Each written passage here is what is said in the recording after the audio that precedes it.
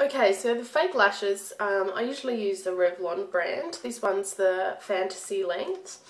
Usually I use the flirty ones just because they do give you a fair bit of definition, but they're not over the top, so I usually wear them most days.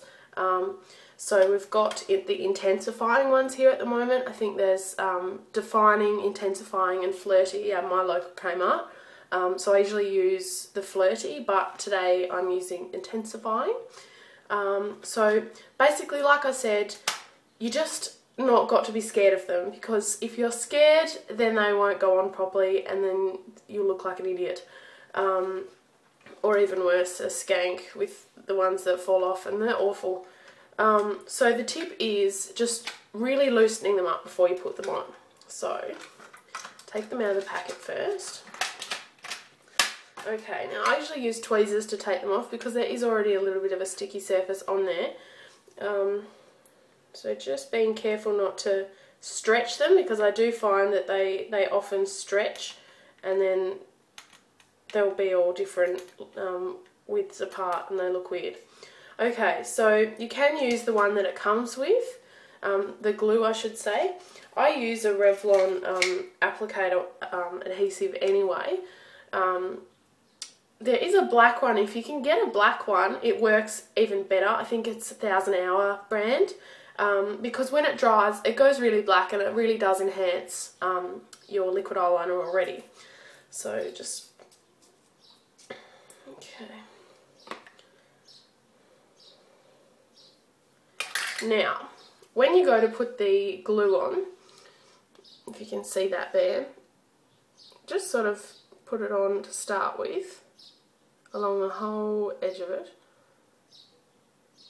And then you need to take your glue and just create a couple of little bumps here and there. It gives a good traction point for it to stick to your eye. See how there's little clumps, you can have little clumps of the glue on there. Especially at either end where it attaches, that's where I like to have the most glue, because then it'll stick on there properly. Okay. Now here's my best tip for you, is that you take it one each end like this. I'll put it in front of my forehead so you can see. Take it one each end and just play with it. Just bend it around. You can see there. Bend it, stretch it, twist it. Blow on it a little bit just to make that glue slightly tacky, so that when it does stick to your eyelashes, eyelid, it will stick properly. Okay, so now we'll go and put it on. Don't be scared. Okay, just pulling those lashes down so you can get it as close to your natural lash line as you can. I usually go from the centre, because then you won't have it sticking right into the corner and it is uncomfortable. So just put it where your eyeliner starts and lay it across, and then place it down. You've got plenty of time. The glue's not going to dry automatically. And just sort of touch it in the places where you really want it to hold. And then really make sure that is stuck to that inner corner. As you can see, it's just come up slightly there. So touch it back down, it'll stick to where the glue was. Because you really don't want it flicking up, that is awfully embarrassing. Okay, so that one's on. Now we'll go ahead and do the other one, and I'll show you, for experience's sake, what happens if it does flick up or if it doesn't go on like you want it to. Okay, so we've taken that one off, and you saw me how to apply the glue, so I'll just do that down here.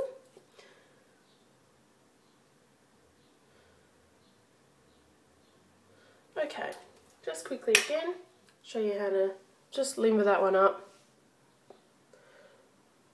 just so that it bends, because your eye isn't completely round. So when you do put that on, you want it to fit to your natural eyelid, especially when you look side to side, because then it'll pop up and you don't want that. Okay, so let's say I put that here, and then when I go to stick it down, I realise that's going to go too far into the corner.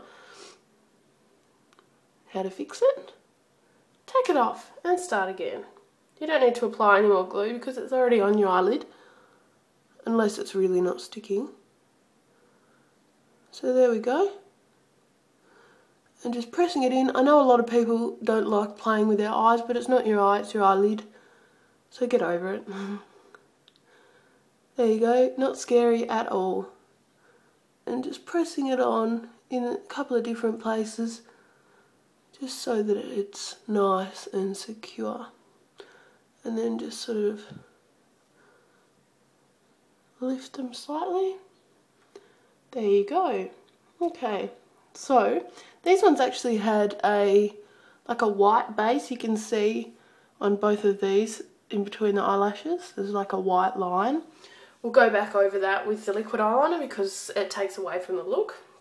You really want those as dark as you can get them without being emo. And just going over the top of that there.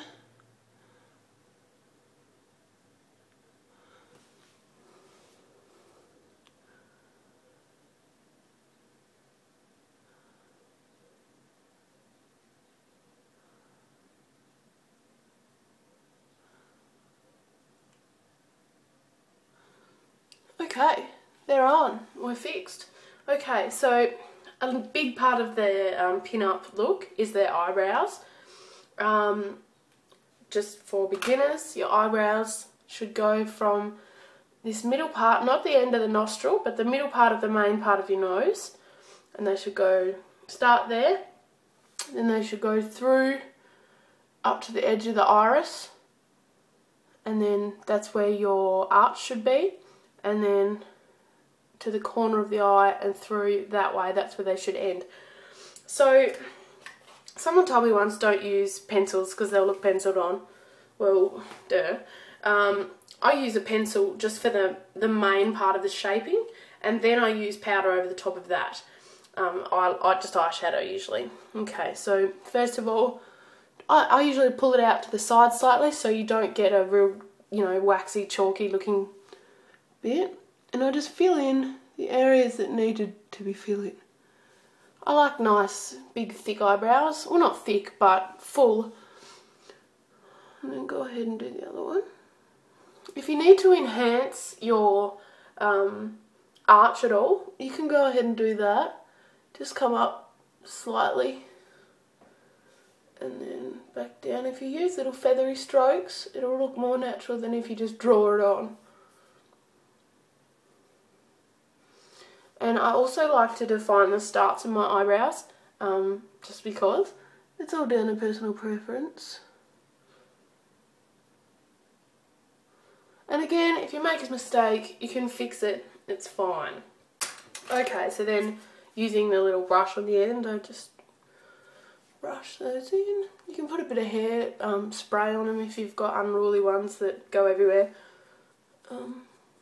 Mine are actually fairly sparse, even though they're dark. I'm naturally blonde, so I have to colour them, which is annoying. Okay, so eyebrows done. And then I usually go back through with the same brown that I used on my eyeshadow, that one here in this corner, and just put a little bit on there. And then just little feathery strokes again. Just to fill those brows in and make them look really classy and old school.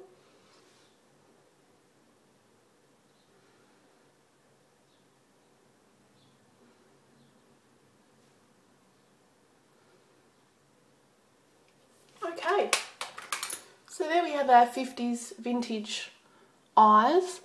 I find a lot of the time that pinks go, peachy or pinky colours go really nicely. So if you do want to go back over the top of the crease, this is my Australis bronzer and blush definition or whatever it's called, Paparazzi Perfect. So I usually like to take just a little bit of the pink from down the bottom here and sort of just blend it in with a bit of that nude colour, and then just go over the crease, because I really like that peachy look, because I think it's really feminine and really pretty. Okay, so go over the other one.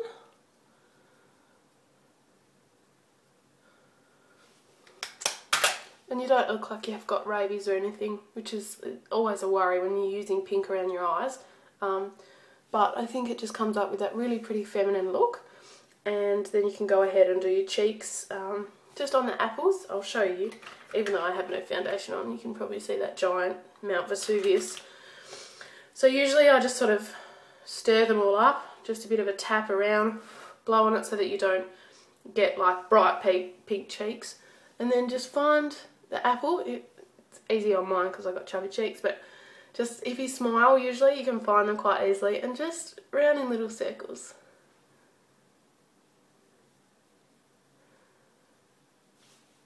And see, there we have a nice pinky cheek that doesn't look like a circus clown or a $2 hooker.